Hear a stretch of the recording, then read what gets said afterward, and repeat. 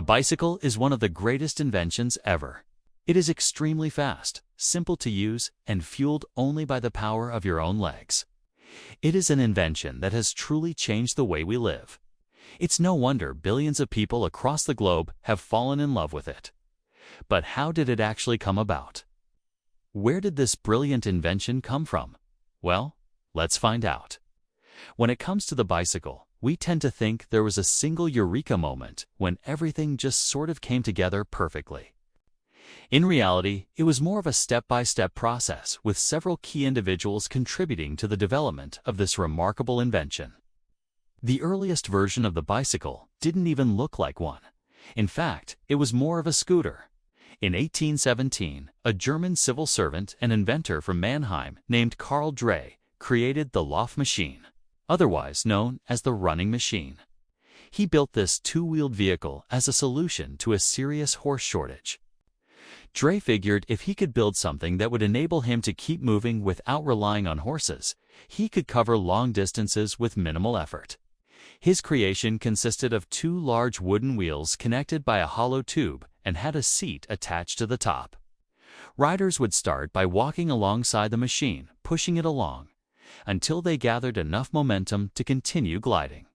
Steerability was accomplished by leaning. This may sound simple, and that's because it was. And despite its initial success, the Lausemaschine had several drawbacks. It had no pedals or chain drive system, which meant that every trip started and stopped with a run. After a few false starts, this two-wheeler was eventually banned from the streets of Paris, and the project was abandoned. But this was just the beginning. Fast forward about 4 decades, and the groundwork was laid for a machine that resembled our modern concept of a bicycle. In 1860, a French metalworker named Pierre Michaud saw an opportunity to capitalize on the popularity of horse-drawn carriages by manufacturing a vehicle that would mimic their movement but be silent.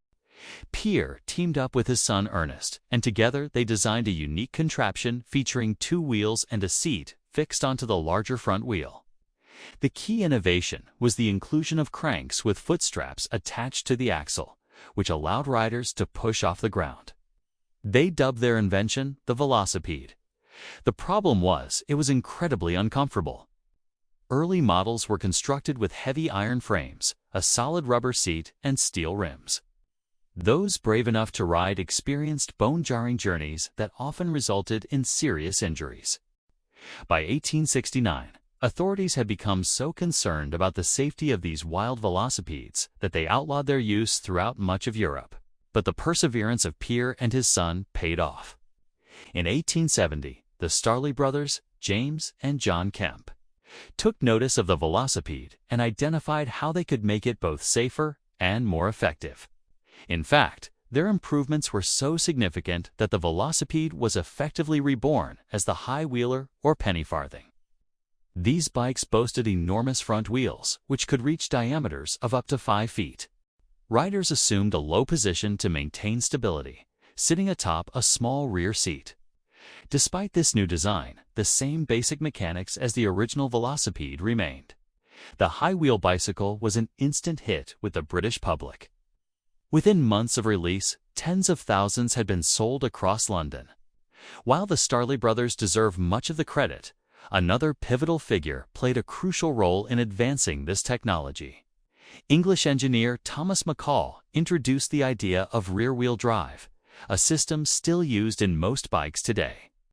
Without these advancements, the bicycle might have remained a novelty toy for the rich rather than evolving into a reliable mode of transportation. At the height of its popularity, the penny farthing dominated European and North American streets. But it was also the catalyst for a major shift in bicycle design. Driven in part by growing concern over the number of horrific accidents occurring on the roadways. The most common danger involved overturning when a rider applying the brakes would slam headfirst into the pavement. Victims of these mishaps weren't always wearing helmets, and sadly, severe head trauma was a frequent outcome. Yet others crashed simply because they lost control after leaning too sharply or traveling too quickly over rough terrain. In addition to the safety hazards, the penny farthing was also impractical for some. At 5 feet tall, its towering stature was difficult for shorter individuals to manage, while its lack of shock absorption made navigating bumpy surfaces particularly uncomfortable. These issues prompted a new wave of experimentation, leading to a pivotal moment in bicycle history. In 1885, John Kemp Starley unveiled his radical concept, a two-wheeled vehicle equipped with two identical wheels and a seat positioned between them. This design introduced the notion of gravity braking, where the rider could bring the bike to a halt by shifting their weight towards the rear wheel, causing it to slow down and ultimately come to a standstill. Additionally, by placing the seat between the wheels, Starley ensured that any fall would land the rider on softer cushioning rather than the unforgiving pavement. But the benefits extended beyond just safety. His new bicycle was easier to maneuver, making it more appealing to a broader audience, including women. This seemingly minor modification would lay the foundation for the modern bicycle we know today. One of the final steps in the evolution of the modern bicycle was the invention of the pneumatic tire. This innovation provided a smooth, comfortable ride while absorbing shocks from bumps and holes in the road. In 1888, Irish inventor John Boyd Dunlop set out to create a tire that would solve the harsh realities of cycling. At the time, solid tires made from wood or metal were standard, but they were heavy and noisy, damaging both the road surface and the rider's body. Dunlop wanted to improve the quality of his son's tricycle, which was equipped with solid rubber tires. His experiments led him to wrap canvas tape around an inner tube and fill it with air. This breakthrough innovation marked a significant departure from the industry norm, and soon became renowned for its ability to absorb road shocks. Dunlop's pneumatic tires revolutionized the cycling experience, transforming the journey from a jarring adventure into a smoother, more enjoyable ride. Their introduction coincided with the invention of ball bearings, which allowed the wheels to rotate smoothly on spindles. When combined with pneumatic tires, ball bearings enabled bicycles to roll easily, making riding effortless and exciting. With the advent of safer, more practical designs like the Rover safety bicycle, cycling surged in popularity. The 1890s witnessed a cycling boom, especially among men. In fact, VESA gave rise to the term velocipedes are for boys due to the perceived tomboyish nature of girls who dared to ride. By the end of the century, over 10 million bicycles were owned in the U.S. alone, sparking a flurry of bicycle-related industries such as tire companies, repair shops, and sporting clubs.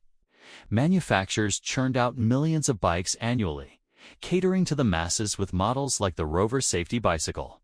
However, the early 20th century would see the rise of the automobile, which posed a serious threat to the bicycle's dominance. The combination of an economic downturn in the 1930s and the emergence of affordable automobiles led to a decline in cycling's popularity. Unfortunately, World War II dealt a significant blow to the bicycle industry as resources were diverted toward the war effort and bike production slowed dramatically. Consequently, the post-war era witnessed a renewed interest in personal motor vehicles, and the bicycle found itself further overshadowed. But as oil prices skyrocketed in the 1970s, bicycles became a viable alternative to costly fuel, especially in Europe. Environmental concerns also contributed to the shift in perception, making the bicycle a more attractive option. Moreover, cycling emerged as a form of exercise as the fitness movement gained momentum. In the United States, an estimated 20 million people regularly cycled for leisure or utility, driving a 150% increase in bike sales by the year 2000. The e-bike revolution has continued into the 21st century with innovative designs, direct-to-consumer brands, and advanced technologies. But some fear that the allure of electric bikes may overshadow the intrinsic joy of traditional cycling. While e-bikes offer convenience, especially for longer journeys, purists argue that they detract from the physical and mental benefits of regular cycling. Regardless, e-bikes have opened the door for a wider demographic to enjoy cycling with features like pedal assist and throttle controls, making it